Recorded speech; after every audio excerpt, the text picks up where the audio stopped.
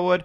And folks, we know the art of deception is in full swing these days as we work to navigate the landscape of lies and misconceptions that plague our troubled times as best we can. And from the war on the chemical alteration of our consciousness to academia's aggressive promotion of their flawed historical narrative, few journalists have done more to erode the ironclad grasp over these ideas than today's guest, Graham Hancock. He's a world-renowned journalist and author armed with such impactful pieces as Fingerprints of the Gods, Underworld, and Supernatural, and he's dropped into THC to talk about the latest addition to his arsenal, Magicians of the Gods, a continuation of his quest to explore the evidence of a lost civilization, and in a time when the conventional ideas of man's history are crumbling under the weight of new discoveries, it doesn't seem like the stars could have actually aligned much better. A modern mystical magician of the gods in his own right, and a powerful wordsmith to boot. You know him, you love him. Grandma man, how the hell are you? Hi, Greg. Good to talk to you. Nice intro there. How do I follow that? You're too kind, man. And it is a serious pleasure to have you here. We're just a few short months from the 2-week tour of Armenia that you hosted, which I was lucky enough to partake in, exploring paradigm-changing ancient sites like the Stone Observatory of Karahunj that are just beginning to be looked at. And then you have the numerous other sites you talk about in Magicians, and it just seems like a great time to be alive for people who want evidence of an alternative to the historical narrative we've been given, doesn't it? It really does. I mean, so much has changed. I published my first really big book on this subject 20 years ago, and that was Fingerprints of the Gods, which was published in 1995. And it said the takeaway message is that there was a global cataclysm between 13,000 and 12,000 years ago, and that a former high civilization had been wiped out in that cataclysm and is now remembered only in myths and traditions. And at the time, the archaeological community and their buddies in the media poured scorn upon this book, right, and attacked it from all directions, many of the directions being ad hominem attacks on me as an individual rather than on the ideas being presented. Seems like just anything possible was done to discredit the notion of a lost civilization. But in the 20 years that have passed, the evidence has moved very strongly in my direction. We now have absolutely cut and dried scientific evidence. And this is not, woo-woo stuff. This is from mainstream scientists publishing in major peer-reviewed journals like the Proceedings of the National Academy of Sciences. This information has not much got out into the public domain yet. It's in the rarefied atmosphere of scientific journals, but it presents compelling evidence for a global cataclysm exactly in the window that I proposed in 1995 between 13,000 and 12,000 years ago. And this cataclysm resulted from the impact of several fragments of a giant comet, which broke up into fragments as comets do. Several of those fragments hit the Earth 12,800 years ago and caused a global cataclysm of flood and fire and rapidly rising sea levels. And then again, 1,200 years later, 11,600 years ago, there was a second series of impacts, this time in an ocean. We believe it was the Pacific Ocean. And this was accompanied by yet more traumatic events, more global flooding and more disasters. And the 1,200 years between the first events 12,800 years ago and the second events 11,600 years ago, those 1,200 years ago were 1,200 years of absolute hell on Earth, with a huge plunge in temperatures and massive extinctions of animal species. And that's when I believe we lost a whole civilization from the record. And then in addition, something else is that we now have archaeological sites that are popping up, previously undiscovered, which date back to that epoch and which contain extraordinarily advanced workmanship which cannot be explained by the existing model of history. And if I may just run on a little bit, the third and final thing is that the attitude of the public towards authority figures has also changed in the last 20 years. 20 years ago, if Professor X or Dr. Y stood up and said Hancock is talking rubbish, then the public listened. But 20 years later, now today, we have been lied to so often by authority figures, whether they're academics, whether they're big corporations, whether they're governments, whether they're religious figures. We've been lied to so often by them that there is rightly and properly a deep skepticism towards argument from authority. If an individual says, I have the authority and I just know what the facts are, people don't believe that anymore, and that's healthy. Yeah, amen, man. I mean, the communication channels are open. And to quote the book, you say, I'm no conspiracy theorist, but I have a sneaking feeling, nothing more, that something a bit like a conspiracy is at work in science to prevent the proper consideration and wide public uptake of catastrophic ideas. Why is that? What's the danger in exploring these ideas? Yes, it's very peculiar. I go into this in some depth in the book because I think NASA in particular, which has, is charged with the responsibility and is the recipient of large amounts of public money, is charged with the responsibility of understanding our cosmic environment. NASA is very misleading on the issue of the dangers that surround us in our cosmic environment. It gives the impression, that there is no real danger to the Earth from comets or asteroids, and that if there is a danger, it's millions or hundreds of millions of years away. And this is completely incorrect. We actually live in a very hazardous cosmic environment, and a great many responsible astronomers are drawing attention to this, and drawing attention in particular to what's called the Taurid meteor stream, which is this huge meteor stream 30 million kilometers wide that is the debris trail of the comet that hit us not once, but twice, 12,800 years ago, 11,600 years ago. And as a matter of fact, a bit of that debris trail of that comet hit the Earth much more recently on the 30th of June, 1908, the so-called Tunguska event. There was a little bit of rock from that original giant comet still circling in the Taurid meteor stream, and that didn't even hit the Earth. It was about 100 meters in diameter. It exploded about 5 kilometers above the Earth's surface, but it flattened 80 million trees across an area of 2,000 square kilometers, which is about the size of the city of London. And if that had happened or a major center of urban population, rather than over, fortunately, an uninhabited area of Siberia in 1908, if that had happened over a major city, we would have had hundreds of thousands of casualties, and we would all be paying much more attention to the Taurid meteor stream now. And the astronomers who are alarmed by the Taurid meteor stream and alarmed by NASA's complacency have calculated that there's at least one object within the stream that is 30 kilometers wide, and at least 100 objects in the stream that are more than 1 kilometer wide, and they are all on Earth-crossing orbits. It's like crossing a 6-lane highway twice a year with a blindfold on and just hoping that you don't meet any traffic, or that if you do, it would be, motorcycles rather than trucks. But this is the gamble we're taking, and this is not a gloom and doom scenario.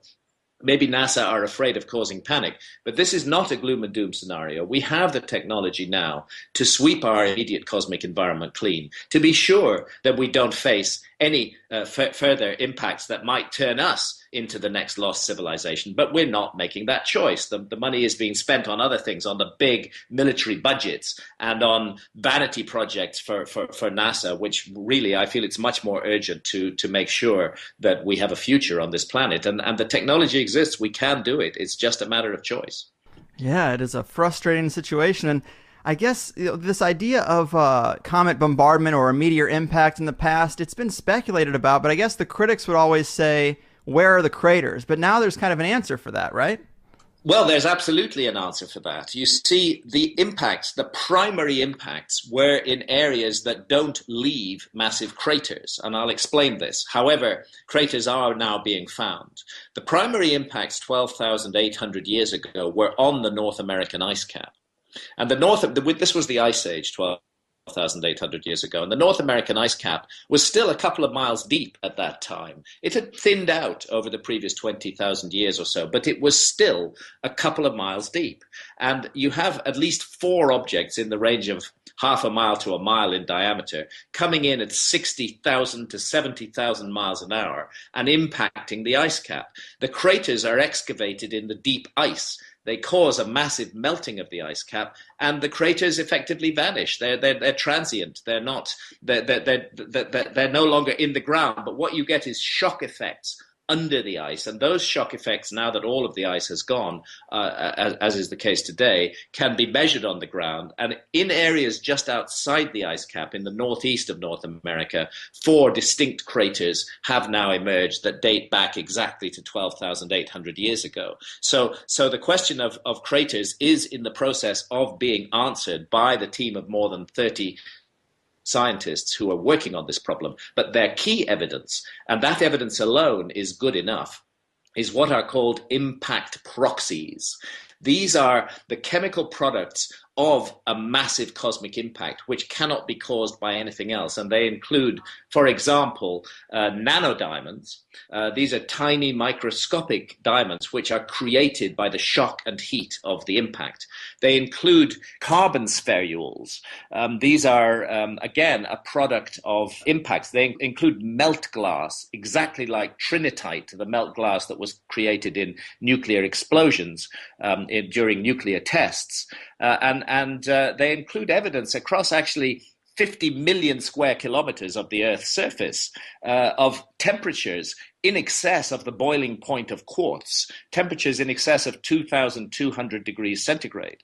And finally, they include a distinct layer of ash in the soil, which lies immediately over the remains of extinct species of animals. And this layer of ash is the result of continent-wide wildfires burning. You see, when these comet fragments come in so fast, so hot, superheated ejecta is thrown up into the upper atmosphere and then can fall hundreds of miles away from the impact site on the primal forests of that time. And so you're looking at whole continents burning. And the evidence for this is very distinct in a distinct stratum in the soil. And as a matter of fact, it was exactly the same evidence that led to the recognition that the dinosaurs were made extinct 65 million years ago. Now, NASA is, and of course we know the dinosaurs were made extinct by a cosmic impact. Now, NASA of course, acknowledges that a cosmic impact made the dinosaurs extinct, and it acknowledges the evidence for that, but up till now it's ignoring the evidence for what happened 12,800 down to 11,600 years ago. And the other people who are ignoring that are historians and archaeologists, because weirdly, their story of civilization begins just after 11,600 years ago, but they're not taking account of the extinction level event that immediately preceded that. And we have to consider the possibility that those early signs of civilization are in fact a reinvention of civilization, a transfer of technology from the survivors of a lost civilization to hunter-gatherer peoples. Yeah, I think you make an excellent case for that. And I'm curious, with all this destruction and the heat coming in, do you think this could explain the sheets of sandglass in the deserts of the world that some researchers use to justify the idea of like an ancient nuclear war? Yeah, it could well be related. This event was astonishingly widespread. As I said, the main impacts were on the North American ice cap, but the bits of the comet carried on across the Atlantic Ocean. There were further impacts on the Northern European ice cap, and indeed there were impacts as far east as Syria. Now, there may have been impacts even beyond that in the 12,800 year ago event. The research is still being done, but it's clear we're looking at the fingerprint of a giant global cataclysm.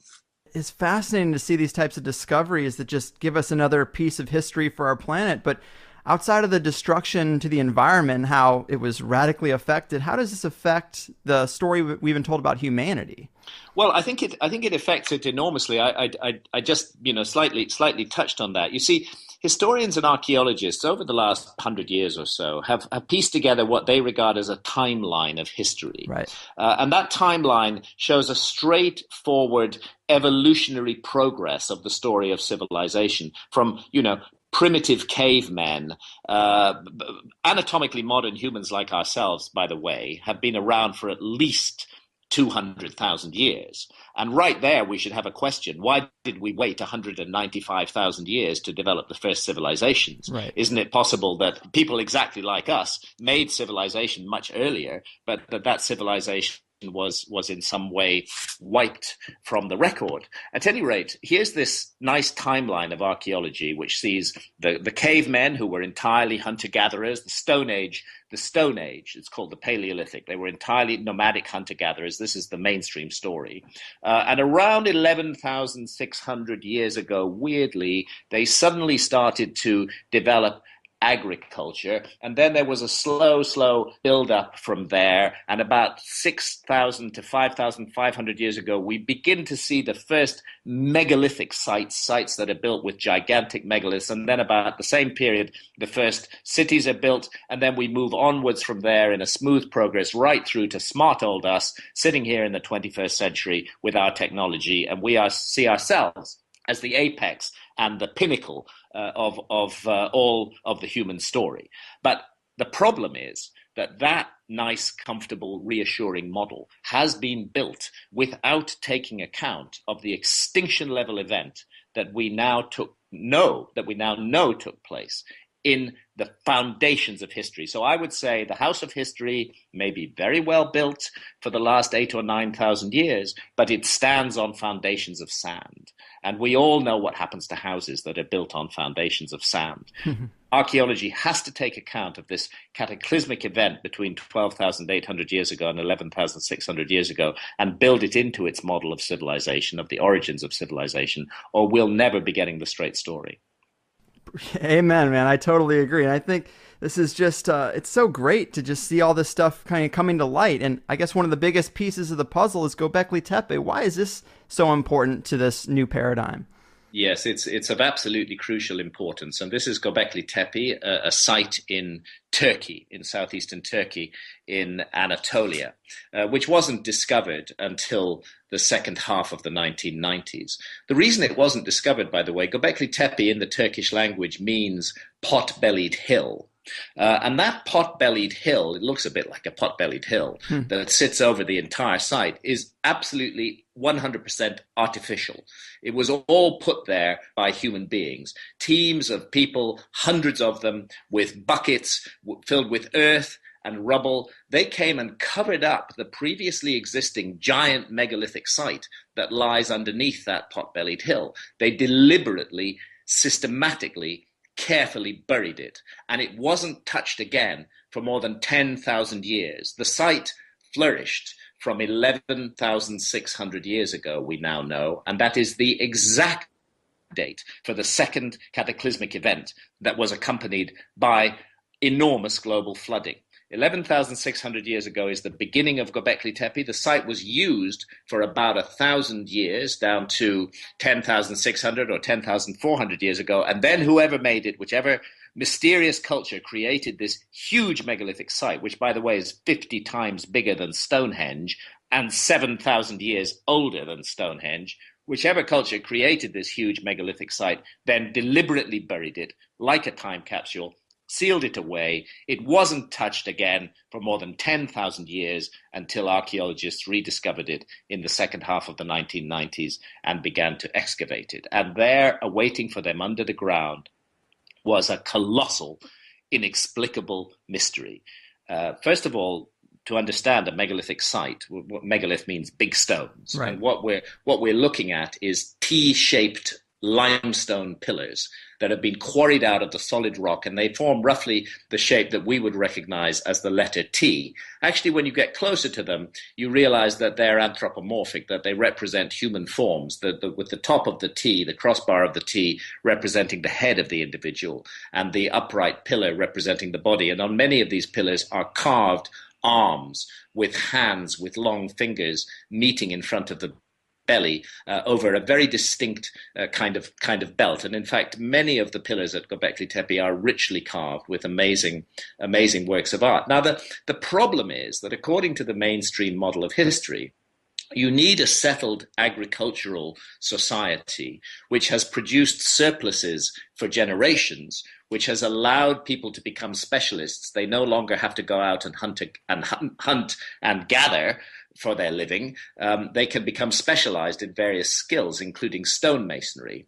But this has typically been regarded as something that could only happen in societies that had already been practicing agriculture for a very long time. So when we see a site like Stonehenge in England, for example, which dates back, according to the Orthodox story, to about 4,500 years ago, that's already in a fairly advanced Neolithic society where they have agriculture, they have the specialists, they have the organizational skills to do something like this. But the mystery of Göbekli Tepe is that it just comes out of nowhere. Right. It comes out of the blue. There's no background to it whatsoever. We see no evidence of evolution of these skills. And the society that archaeologists have been able to track in that region is entirely a hunter-gatherer society prior to this.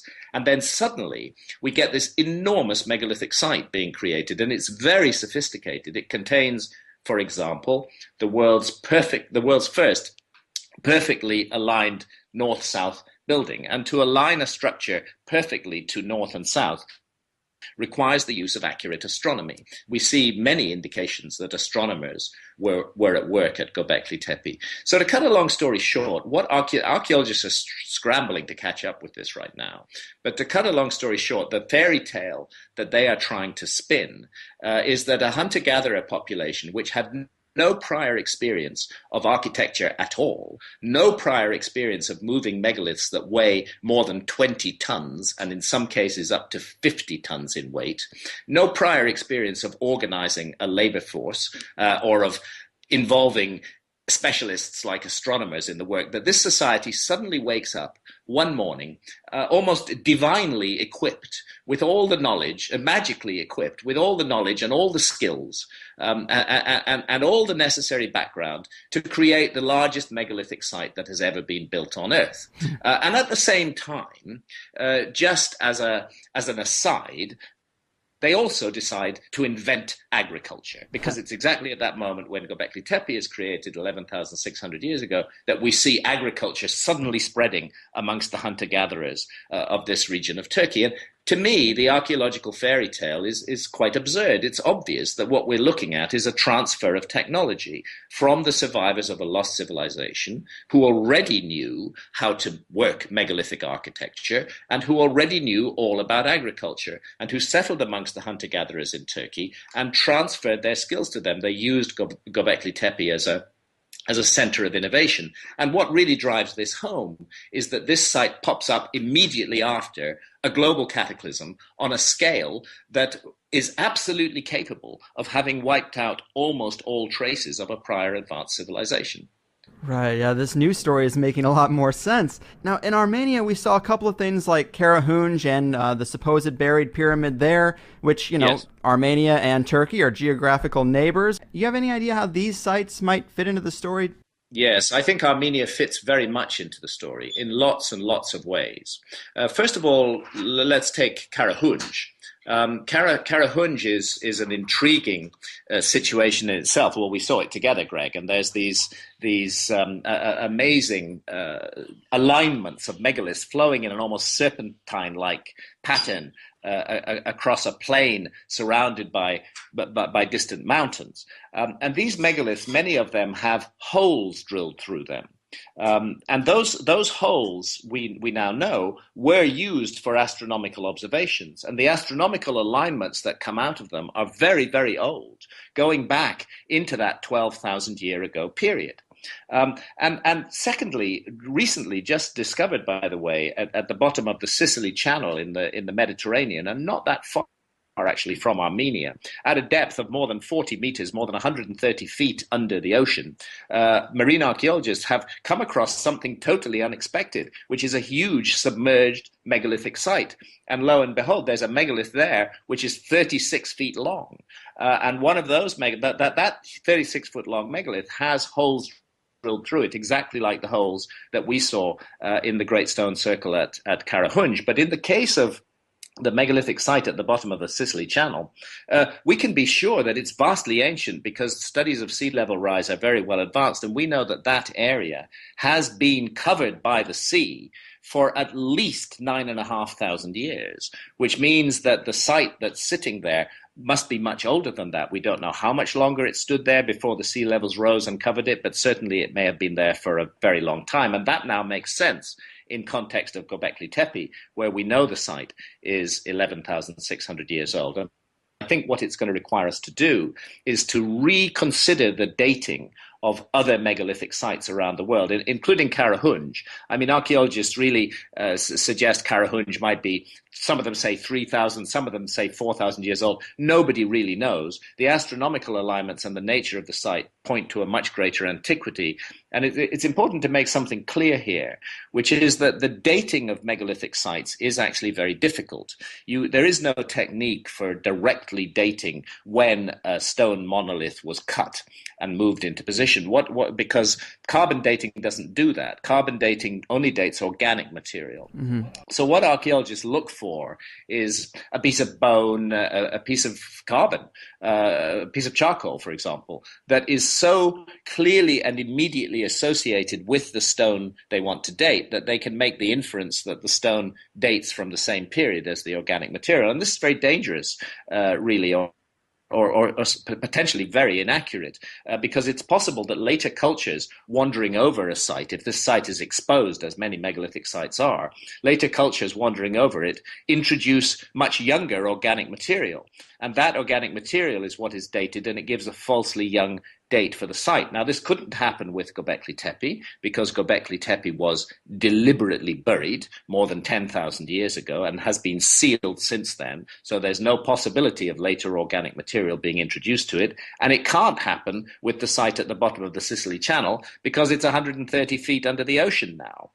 So where we have sites that are absolutely cut and dried, where there's no question over the dating, the Sicily Channel site and Göbekli Tepe, lo and behold, they turn out to be vastly ancient, and much more ancient than other megalithic sites around the world. So I think we have to consider the possibility that many megalithic sites, whether it's Stonehenge, whether it's Menidra in Malta, for example, whether it's Karnak in Brittany, that many megalithic sites have actually been wrongly dated by archaeologists. I think these new discoveries are going to require a complete rethink of the age of megalithic sites all around the world.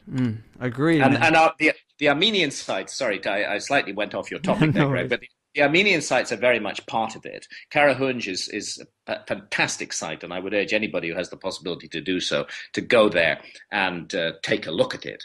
And that pyramid that we saw near Divine is absolutely, definitely a pyramid, and really intriguing and mysterious in its nature. But so little. Armenia is a very poor country. They don't have enormous resources. They've been given a really bad deal by history over the years. The things that have happened to Armenia and to Armenians in the last 100 years have been truly awful, and the country is in a poor shape economically, and they don't have the resources to do the archaeology. But I think if the archaeology were done, we would find that there is great antiquity within Armenia. And let's not forget that the story of the flood, the worldwide story of the flood, only one telling of which is the story in the Bible, the story of Noah. But this is a story that's told all over the world. The biblical story of the flood has the survivors of the flood turning up, settling, coming to rest, if you like, on the mountains of Ararat. And Mount Ararat is the national symbol of Armenia. Because of the Turkish genocide at the beginning of the 20th century, Armenia no longer has possession of Mount Ararat. It's now in Turkey and only a few days' walk from Göbekli Tepe. But the notion that this was a place of refuge for flood survivors that is carried by the Noah story in the Bible, and that it is associated with a land that was historically Armenia, but that is today Turkey, is a very intriguing one, and one worth following up. I personally don't think that a physical ark was actually washed up on the waters of Mount Ararat, because the flooding that took place would never, in my view, have reached 16,000 feet above present sea level. But I do think that we're looking at a memory of the survivors of a global flood cataclysm who came to that area perhaps as a place of refuge and then began to pass on their skills to the local hunter-gatherers, and we see the evidence for this in the archaeological record. I love that theory, and there's a correlation, I suppose, with the Atlantis idea. It kind of fits with this time frame of the Younger Dryas cataclysm, wouldn't you say? You're spot on, Greg, you're absolutely right, and thank you for using the right scientific name for this, because this is what this cataclysm is now being referred to as in the scientific literature as the Younger Dryas cataclysm, and that's because this episode of worldwide catastrophe between 12,800 and 11,600 years ago has long been recognized as a very mysterious episode. There was a sudden deep freeze. The world had been coming out of the Ice Age, and then temperatures suddenly plummeted to just appallingly freezingly cold, and certain types of vegetation died out and other types emerged, and that's actually what the reference to Younger Dryas is. It's to the Dryas is a certain kind of Arctic or alpine flower. But geologists call it the Younger Dryas. It's a 1,200-year period. It starts mysteriously 12,800 years ago with a massive fall in global temperatures, and it stops equally mysteriously 11,600 years ago with a massive rise in global temperatures. And both events at both ends are accompanied by global flooding. Well, the reason that the 11,600 year ago date is significant is not only is this the date for the foundation of the deeply mysterious megalithic site of Göbekli Tepe, but also it is the date that the Greek philosopher Plato gives in his dialogues, the Timaeus and Critias dialogues, for the destruction and submergence beneath the waves of the lost advanced civilization of Atlantis. Boom. Yeah, now archaeologists, of course, have been busy dismissing the Atlantis story and claiming that Plato made it up for a very long time. Archaeologists don't like this story, and they use the word Atlantologist as an insult. If anybody believes in the possibility that something like Atlantis might have existed, archaeologists treat them as though they're crazy. But here's the thing. Plato put an absolute date on the destruction of submergence of Atlantis. He said that it happened 9,000 years before the time of Solon. And Solon was a famed Greek lawmaker. He was, in fact, the ancestor of Plato himself, and Solon had lived in 600 BC. So 9,000 years time of Solon is 9,600 BC, which is 11,600 years ago, which is exactly the date for that second spike of cataclysm, for what geologists call meltwater pulse 1b, a massive rise in sea levels 11,600 years ago. And it's also the date for the foundation of Göbekli Tepe. So if Plato made it up, he was astonishingly on the money with the latest science on what happened in that period. Global sea level rise, huge inundation of lands. That's exactly what he's describing. And the interesting thing is that he tells us that Solon, his ancestor, got the story on a visit to Egypt. He was told the story by the priests of the Temple of Neith at Sais in the Delta. That temple no longer exists today, apart from a few stones. But as Solon reported the story, and as it was passed down to Plato, it was those priests who informed him about the lost island continent of Atlantis, the lost civilization of Atlantis, and its destruction by flood and fire, because it had become arrogant and proud and cruel, and it had ceased to wear its prosperity with moderation. In Plato's account, this was something that the universe took objection to, and that's why Atlantis was, if you like, put in its place. And we can listen to that and think about it and perhaps wonder how many of the boxes of the next lost civilization we ourselves tick, because Western technological society indeed does not bear its prosperity with moderation and has indeed become arrogant and cruel and unloving and unnurturing to spirit. Right. There's definitely some lessons there for sure. Talk to us about the island of Ka. This is an interesting story that I learned about from your book, and it kind of relates to the bigger picture and has a lot of parallels to kind of this picture you're painting, right? Well, yes, it does. And this is a story that has survived in the ancient Egyptian annals. You see, when Egyptologists respond to Plato's story of Atlantis, they like to point out that there is no use of the word Atlantis in any ancient Egyptian text. And that is absolutely true. You will not find the word Atlantis in any genuine ancient Egyptian text. But what you do find is a massive amount of references to an island homeland of an advanced civilization. It's called the homeland of the primeval ones. And it's made clear that they were navigators and sailors, that they had advanced and sophisticated skills far ahead of those of the rest of the people in the world at that time. And this story is told in what are called the Edfu building texts, which are carved deeply into the walls of the Temple of Horus at Edfu in Upper Egypt. Now, the Temple of Horus at Edfu is itself not that old a temple. That temple dates to about 300 BC, about 2,300 years ago. But it stands on the site of much earlier temples, which recede back one after another, being rebuilt on the same site, which recede back into the pre-dynastic era. And what it turns out is that the priests of the then newly built Temple of Horus at Edfu, built on that same site 2,300 years ago, they inherited the archives of the earlier temples. And those archives included material that was written, they say, on animal skins, and that was so fragile, so much crumbling and falling apart, some of it already lost, that the priests of the Temple of Horus at Edfu decided to preserve it permanently.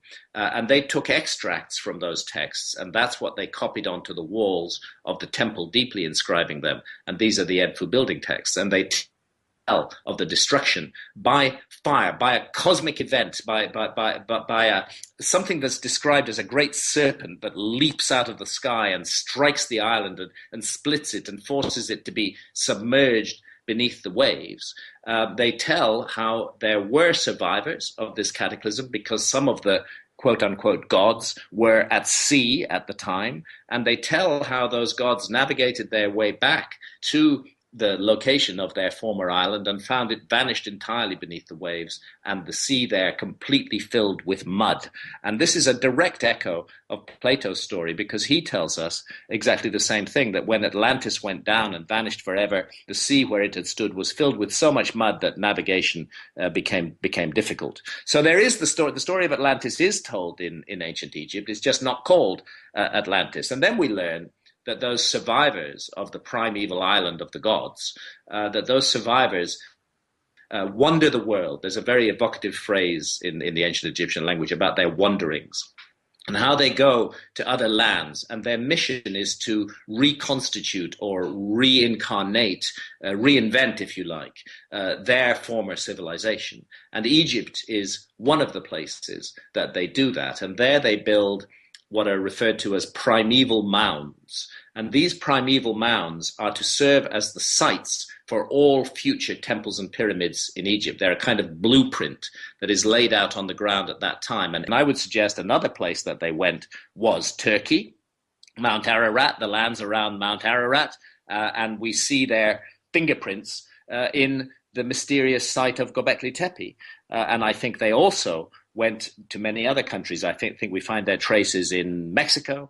I think we find their traces in South America, in the Andes, particularly in a place like Tiwanaku in Bolivia. We find their traces in all kinds of mysterious science that has survived the ages and that is of vast antiquity. Indeed, all around the world, the evidence is staring in the face. But mainstream archaeology, by being so deeply wedded to the existing paradigm, is finding it very difficult to see this evidence, very difficult to understand it. It's often the case with science that when new evidence comes in that completely contradicts the existing paradigm, rather than changing the paradigm, those who are attached to the paradigm hold on to it like grim death. And it can often take a century or two for the old paradigm finally to be dismissed. And I think we're in that moment of paradigm shift in our understanding of the origins of civilization right now. Right, I agree with you, and I love those stories of cedars of knowledge. I mean, they are just as widespread as the flood myths. Yes. I mean, from Native American cultures to Sumeria to the Vedic text, it's a major theme in the oral traditions around the globe, and these are really the stories that the Ancient Aliens camp clings to. Yes. And other camps, like even more fringe things like the Hollow Earth, they talk about beings coming from inside. Mm-hmm. But I think all this new evidence, it really brings the story down to earth. You really don't need all that other stuff when you consider the idea of an advanced people. You could think about if today 99% of civilization was destroyed and a couple of New Yorkers made their way to a habitable remote area in Africa, they might start trying to explain things like Wall Street and McDonald's while trying to corral people into some kind of civilization. You can see how that could happen. Exactly. You can see exactly how that could happen. And for me, a lost human civilization is the simplest and most elegant explanation for all of the anomalies. I have nothing against aliens, by the way. I mean, I think that the universe we live in is deeply mysterious, and I'm quite certain that it's full of intelligent life. Mhm. The question is, do we see the fingerprints of intelligent aliens who have crossed interstellar space? Do we see those fingerprints in and mysterious archaeological sites around the world? And I don't see them. It's been my privilege to spend 25 years exploring just about every intriguing and extraordinary ancient site in the world. And so far, I haven't seen anything that could only have been made by an alien culture that had the technology to cross interstellar space. Right. And an example I often give is that the Great Pyramid is an incredible monument, and it's often attributed to aliens by the ancient astronaut lobby. But actually, the Great Pyramid is almost perfectly, but not quite perfectly aligned to true north. It's 3/60ths of a single degree off true north.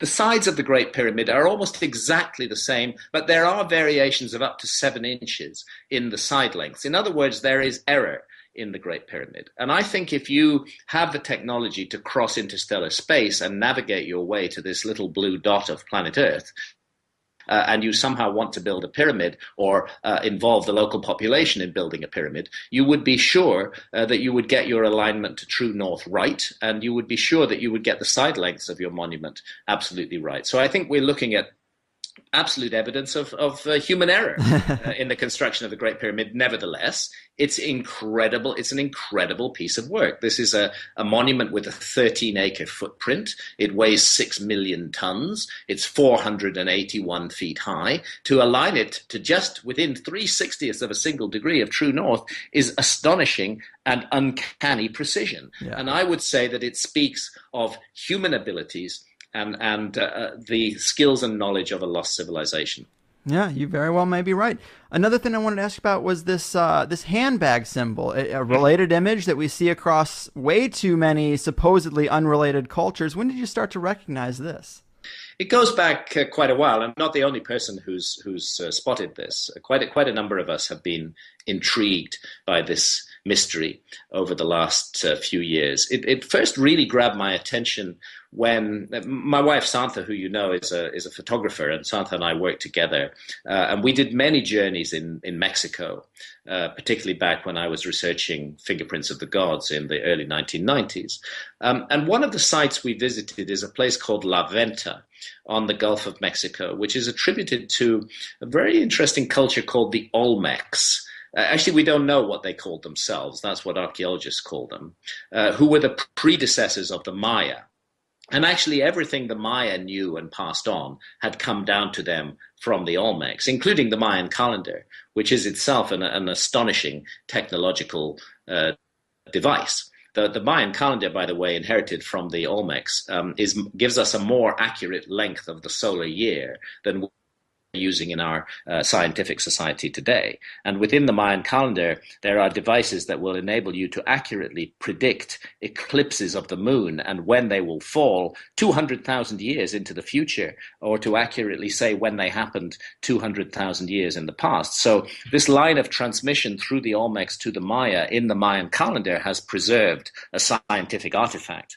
But there at the site of La Venta, this so-called Olmec site on the Gulf of Mexico, were dug up by archaeologists in the 1920s through the 1940s some astonishing physical remains, the so-called Olmec heads, which are these gigantic, almost spherical megaliths that have been carved into human features. And these features are anomalous in themselves because they clearly do not look like the indigenous peoples of Mexico. They look like Africans, as a matter of fact, or perhaps Polynesians. The features are certainly not those of Native American Indians. But alongside them were also discovered images of individuals who look like Caucasians with very rich and prominent beards.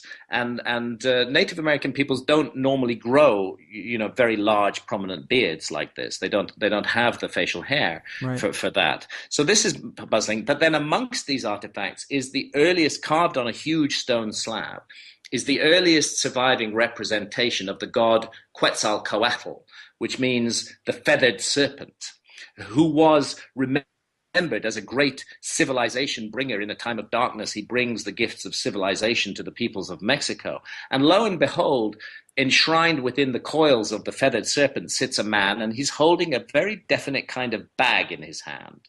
And he's holding it in a very distinct way with the fingers visible.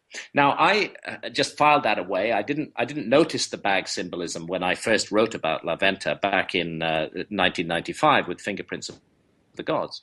But then, much later on, as I'm researching Magicians of the Gods, the sequel to Fingerprints that I've now published, much later on, I go to Göbekli Tepe, and I see in enclosure D, there are a number of distinct enclosures there, I see what is called Pillar 43 by the German Archaeological Institute who've done the excavation. And on Pillar 43, on the top of it, as well as an astonishing image that I argue in the new book represents constellations and indeed shows us the sky in our time, on top of that pillar are three of these exact same bags. And then we find and there we know they're 11,600 years old. We can be sure of that. And then again, we find the exact same bags in ancient Sumer in Mesopotamia, associated with another civilizer whose name was Uana-Dapa or Oannes, who came with 7 sages, the 7 Apkallu, who are described as magicians. Indeed, this is I call the book Magicians of the Gods. And images of them, they're also holding the same, well, I call it jokingly a man bag. They're also holding the same man bag. So in these 3 widely separated cultures, supposedly of different epochs of history, we find the same symbolism cropping up associated with the same story, that this is about the bringing of civilization, of reseeding civilization again, after a great cataclysm. And I think that this is yet more evidence of the worldwide distribution of the survivors of the Younger Dryas cataclysm. I love it, man. It's really intriguing. It almost seems like the symbol of some ancient altruistic secret society.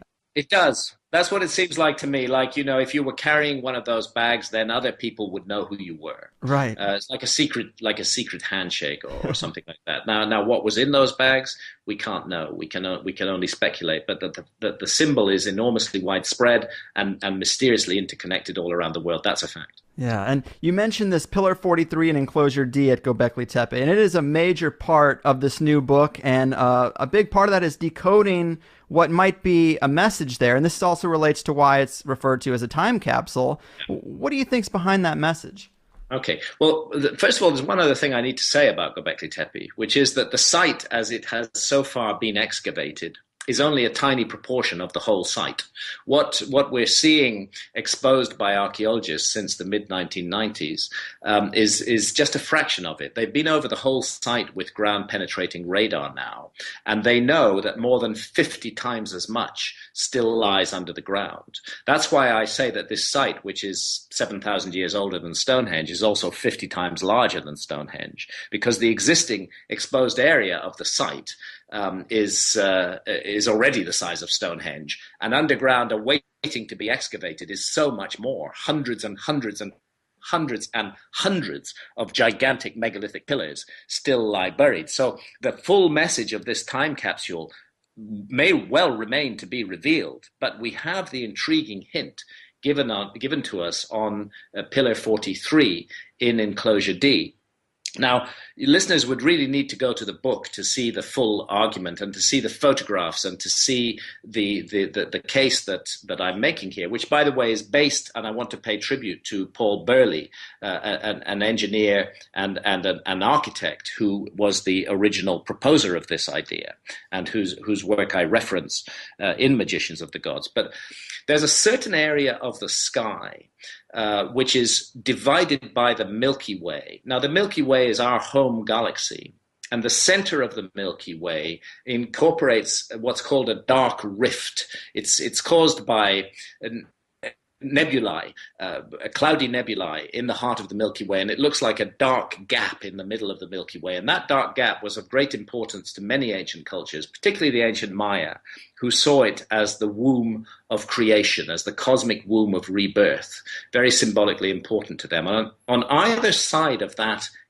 dark rift at the heart of the Milky Way stand two constellations. One of those is the constellation that we call Sagittarius today, and the other is the constellation that we call Scorpio. And it is this area of the sky, I'm convinced, building on the work of Paul Burley, it is this area of the sky that is imaged on Pillar 43. And what's really intriguing is that in that imagery, the sun is shown sitting directly over the dark rift. And here I need to pay tribute to another researcher, who's John Major Jenkins, a great friend of mine and one of the leading researchers on the ancient Mayan calendar. And what John Major Jenkins has been showing us for years, actually, is that date of the 21st of December 2012 that we all got so worked up about a few years ago, which was wrongly suggested to be the date of the end of the world by many ill-informed commentators, it isn't a specific moment. It's actually a window in time. And that window is about 80 years wide, and it extends from 1960 roughly to 2040. And it's when the sun sits astride the dark rift at the center of the galaxy as viewed from Earth between the constellations of Sagittarius and Scorpio on the winter solstice, the 21st of December. And that only happens in our epoch. That's what happens today. That's what the Mayan calendar was really built on. They were tracking the gradual motion of the sun. You see, that I have to explain the background to this. The Earth is the viewing platform from which we observe the stars. Mm-hmm. There is a wobble on the axis of the Earth. It's a slow, cyclical, 26,000-year wobble called the precession of the axis of the Earth. And because the Earth is our viewing platform, this change of orientation of the Earth in space changes the rising times of particular stars and all celestial bodies, and changes the appearance of the stars in the sky in a very regular pattern at the rate of 1 degree every 72 years. It's hard to observe, but if you keep records long enough and you're scientifically minded, you can observe it.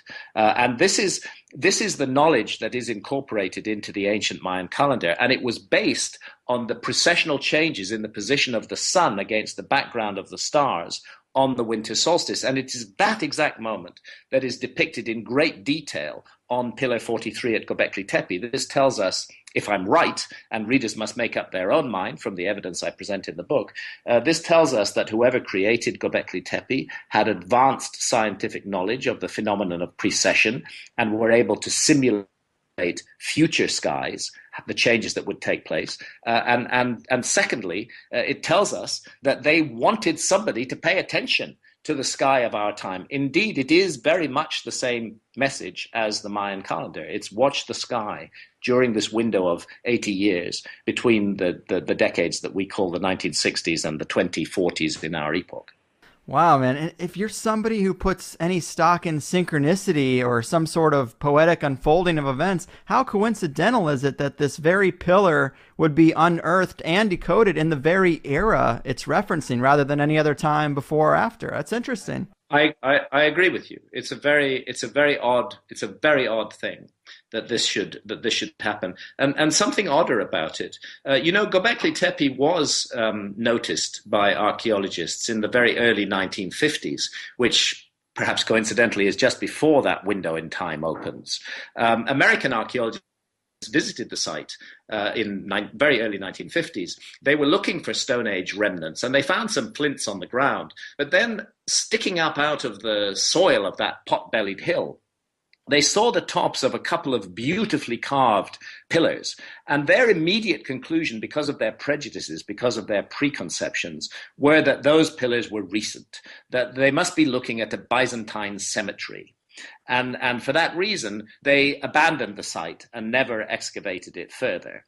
And it wasn't until the second half of the 1990s, when Klaus Schmidt of the German Archaeological Institute took another look at the site, that he realized that actually they were vastly, remotely ancient. And coincidentally, Klaus Schmidt's discovery or rediscovery of the site in the second half of the 1990s is within the window time that is indicated on pillar 43. I don't do spooky often, but this stuff does give me goosebumps every now and then. And the reason why, there's just so much more background that we don't have time to go into here. But I do set out my stall, very clearly in the book, and every statement of fact is footnoted and referenced so that people can follow it up and see where I get my information from. Yeah, it is a great case, a really lengthy, detailed case in the book, and I love it. I'm curious. I mean, I don't know how much it is in our nature to consider future generations in such a way, but, they might have had a way different mindset. I mean, they seemed way more concerned with the earth and the people on it than we do today. Well, yes, I think so. And let's not forget that they had passed through a horrendous global cataclysm, which had brought their civilization down. They'd been taught a powerful lesson by the universe, a lesson in humility, as a matter of fact. And I think it's that lesson that they sought to transmit to the future, and that they did so with great care. Another slight spooky point, and again, we cannot say that these are facts, but every ancient civilization we know of worth its salt believed absolutely in reincarnation. Every ancient civilization, amongst them the ancient Egyptians, and they therefore believed that those who live on Earth would come back at some time in the future. So maybe, and I'm wildly speculating here, maybe Pillar 43 was a message from the people of that time to their future selves today, or maybe that's how they saw it at any rate, even if that was not actually the case. Damn, that's trippy. Man, well, I know we're getting to the end of the line here. It is a busy day for you, but Magicians is a fascinating book and presents some great evidence that the past is not what we've been led to believe it is. And before we go, do you want to remind people where they can get the book and your website, things like that? Yeah, thank you, Greg. The place to go is my website, which is www.grahamhancock.com.